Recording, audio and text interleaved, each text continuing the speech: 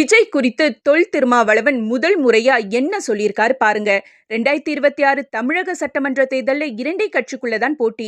ஒன்னு டிவிகே, இன்னொன்னு டிஎம்கேன்னு ஒவ்வொரு மேடையிலும் ஆக்ரோஷமா பேசுறாரு தமிழக வெற்றி கழக தலைவர் விஜய். இதனால கடுப்பான அதிமுகவும் பாஜகவும் ஒரு எலெக்ஷன்ல கூட போட்டியிடாம அவர் பேசுறது சின்ன பிள்ளைத்தனமா இருக்குன்னு கடுமையா விமர்சனம் செய்யறத பார்க்க முடியுது.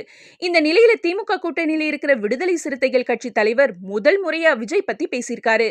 சென்னையில நடந்த செய்தியாளர்கள் சந்திப்பில் அவர் பேசும்போது திமுக எதிர்ப்பு அப்படிங்கறத விட திமுக வெறுப்பை விஜய் அரசியலா பேசுறாரு. எதிர்ப்புன்றது வேற, வெறுப்புன்றது வேற. தான் என்ன செய்ய போறேன்னே அவர் இதுவரைக்கும் சொன்னதா எனக்கு தெரியல. வெறுப்பு அரசியல் எப்போதும் மக்கள் கிட்ட எடுபடாது.